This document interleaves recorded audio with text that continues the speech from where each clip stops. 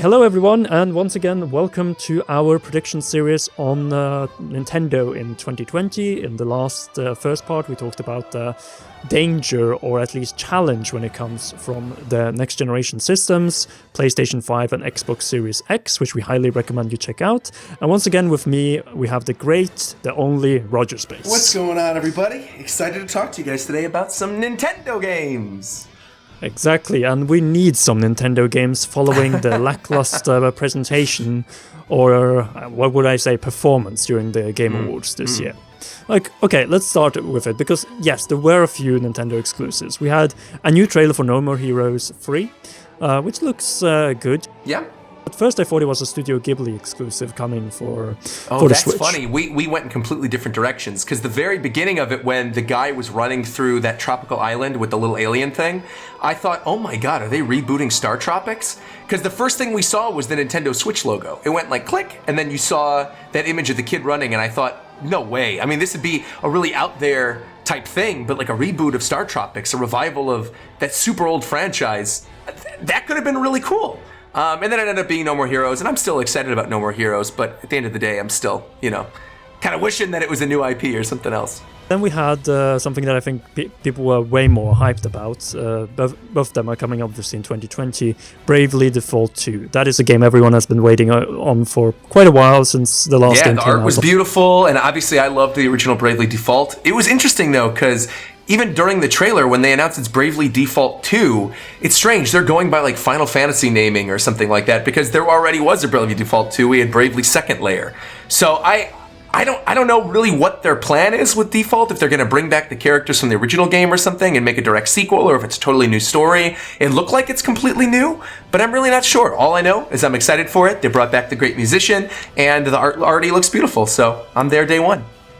And I think that was pretty much everything to talk about when it comes to new announcements at the Game Awards. Like, we had this long list prepared before the Game Awards, which both I and Roger are looking at now, and I can tell you there was one thing we added there, and that was Bravely Default 2.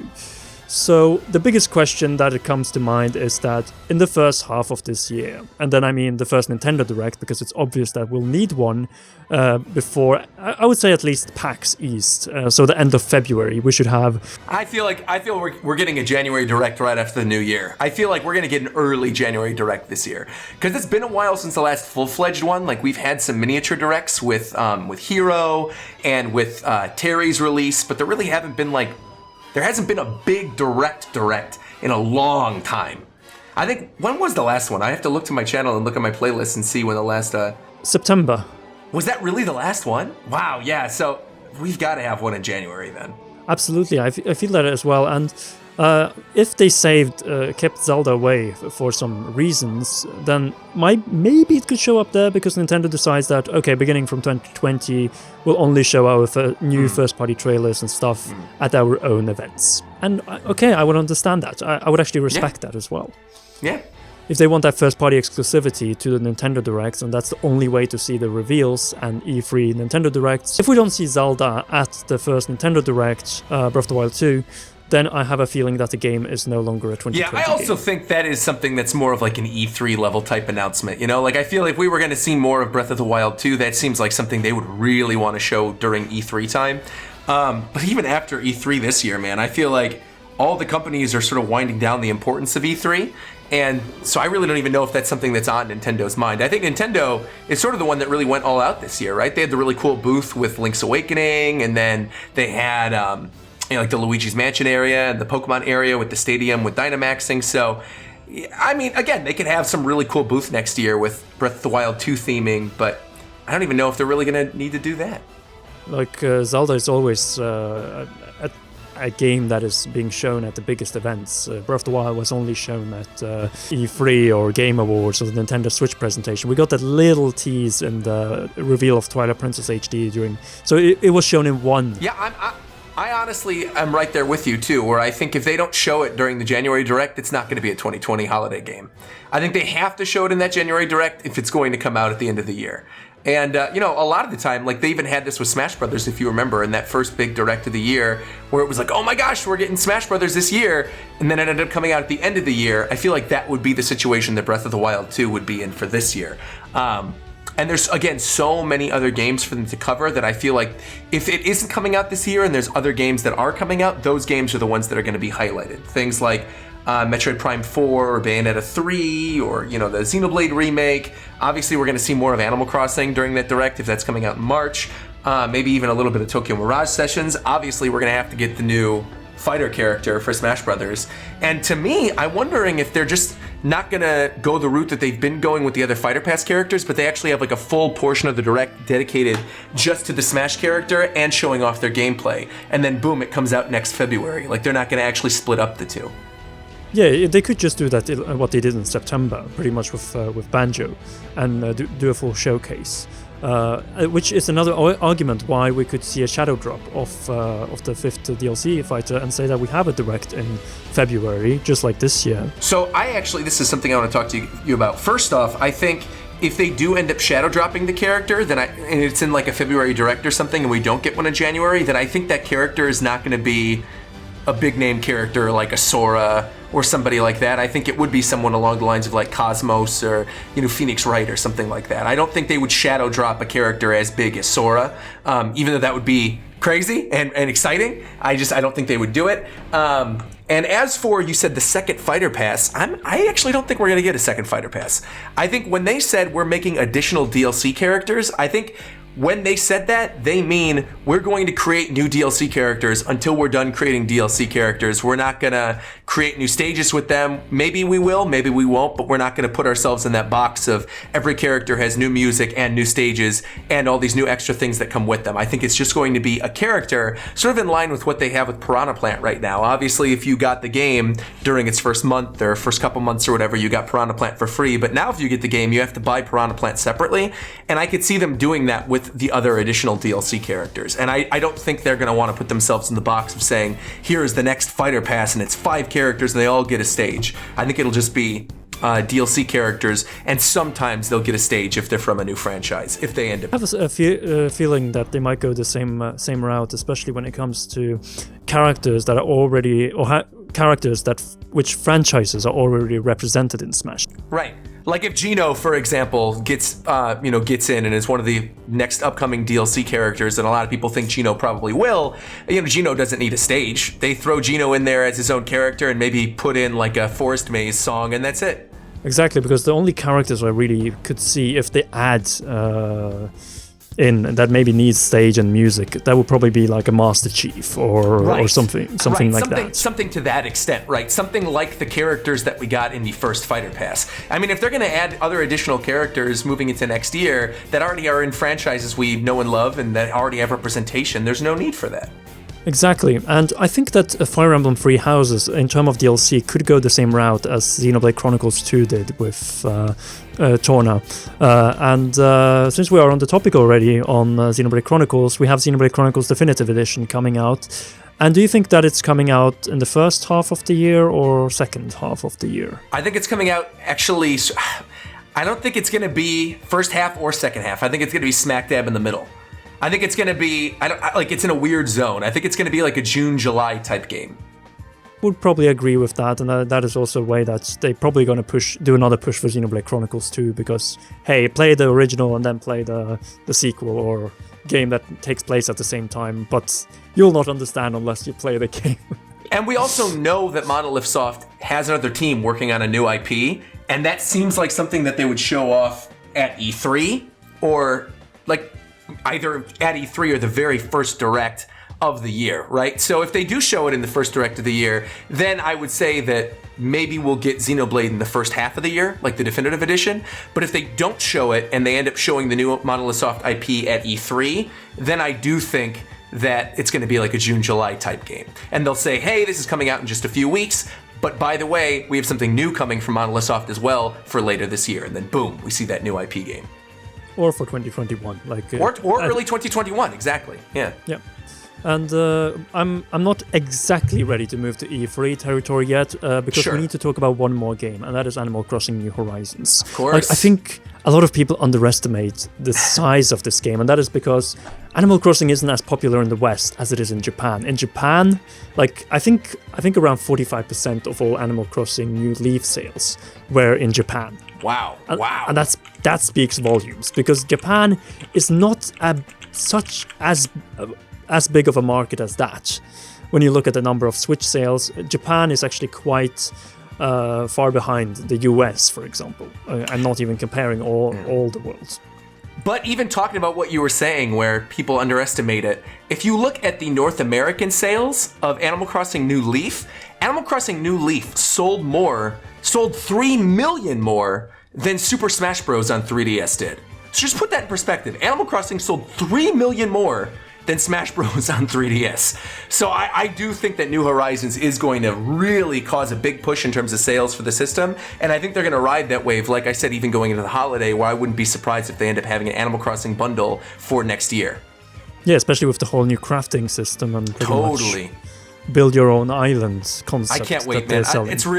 I cannot wait to do weekly little Animal Crossing streams on Twitch and to do little Animal Crossing showcase videos showing off like little themed villages, and I know it's going to be a ton of fun. I am so ready for this game, because to me, Animal Crossing is a franchise I've always really wanted to make content on, but because you needed to have like a 3DS capture card and all this other stuff, and by the time I was doing YouTube, Animal Crossing had already been out for years. It wasn't really one of those things that I needed to jump on, but now with this one, I mean, expect me to become 1/3 Animal Crossing YouTuber. I mean that. I'm so excited for New Horizons. Before we move on to the second half of the year, I would like to just quickly go over like Nintendo Switch Online. I don't think we're going to see any updates to it until probably the second half of the year. Yeah, I think I'm agreeing with you. I really don't think they're going to be adding that many more things too, right? I know they just recently added Star Fox 2 and a couple other games, and they put, I think, Crystalis on the NES one, but I mean, do you expect for them to really add as many games to the SNES one as they did to the NES one? I think they're probably going to add the Donkey Kong Country series and a few other games that were missing. Sure. But other than that, I have a feeling that we'll get maybe 1-2 new SNES games every other month, not every month. Because if we look at when the announcement came for the Super Nintendo Entertainment System, Nintendo Switch Online, the name is just...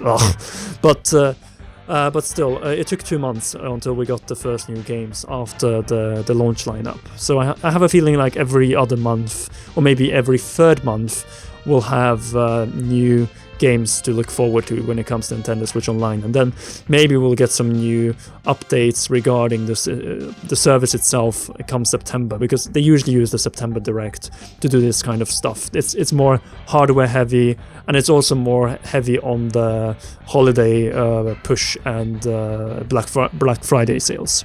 And that's what I think it is. We're gonna get Earthbound at some point on it too, don't you think? Yeah, I think we're gonna see Earthbound. At the SNES one, definitely at some point. I would say by the end of next year, Earthbound will be on the Super Nintendo Switch Online. But don't expect new systems, games from other systems until at the very least September. That is the earliest. I would love N64 Switch Online. Would just be so great if we end up getting that near the end of the year. And who knows, maybe they will end up doing that. Like you said, they end up doing these updates for the online in September. That does kind of seem like something that they would do in September. You know, they have the NES one that comes out in the first year. The second year we get Super Nintendo. The third year we get N64. And they just continue to flesh out the library and make it worth it to have Switch Online. I feel like at this point now, there's a pretty good value proposition in having it, especially with how cheap the family plan is, where you have all these NES games, all these Super Nintendo games, plus you've got stuff like Tetris 99. It's a good time to jump into it, but I think it would be an even better time next year if it's the same price and they have N64. Exactly. As for indies, I think that they will just continue the current strategy with having these indie showcases as they've been doing. They adapted the format from Japan with the Gamescom presentation, and I think it works really well. The last one was also... I enjoyed the last one. Yeah, and I think they're just going to continue that because the library is massive and it's just going to get better with time. So there's really much to say in regards that we are going to get quality indie games as well in both the first and second half of 2020. Another question though is regarding third-party titles, because we know that Minecraft Dungeons is coming to the Nintendo Switch along with other systems. Trials of Mana is coming out of... I can't wait for that, by the way. I think the trailer for Trails of Mana looked the remake, looked absolutely stunning. I think that's going to be a game that I am going to really sink my teeth into, probably like late spring. I don't know if have they announced a release date for it? I think it's supposed to be like March or spring. Hopefully it's like May. I think May would be the perfect time for that game, like right before E3. We don't have much after Animal Crossing, for the moment at least. See, for me though, like I'm looking at the first half of the year in terms of Switch and thinking, okay, we're going to get Tokyo Mirage Sessions in January. We get Animal Crossing in March. Tokyo Mirage Sessions is going to last me from January to the end of February. I know it will. Just knowing how I play through that game, it's going to last me. Plus, I'm still playing through Sword and Shield, and obviously just now, I'm building out my competitive teams, so I don't really need anything else to play, even though we're going to get like Brain Age or some small indies and other things, maybe a little surprise Shadow Drop type game, and the new Fighter Pass character. And then we got Trials of Mana, like you said, and maybe another additional DLC Smash character, and then potentially Xenoblade, like you were talking about. If they end up saying, "Oh, this is coming out in the first half of the year," that'd be really cool. Yeah, man, I just like next year seems like it's going to be really, really good for the Switch. I'd say even better than this year, despite the fact that we had Fire Emblem and Pokemon. I feel like it could end up being a blowout year for them if they do end up having Zelda in the holidays and whatever else we end up talking about. Exactly, and that brings us in many ways over to E3 next year, which I think is going to be... it's a big test, because we know that Sony and Microsoft will be all about next gen. And that is something Nintendo can't avoid. They could avoid it by having no direct whatsoever, much like they did with Zelda in 2016. But I have a feeling that they will not do that, unless they maybe are saving Zelda for this specific purpose. Yeah, E3 seems like a pretty good cliffhanger for the next part of the discussion, I'm just saying. It is. So there you have your cliffhanger, guys. Part 3, or the conclusion of this prediction series for Nintendo Switch in 2020 will be going up very soon. Actually, it might be tomorrow already, depends on how fast we are at editing this stuff. Make sure to leave a like and subscribe if you haven't already, so that you don't miss the video that is coming out very, very soon.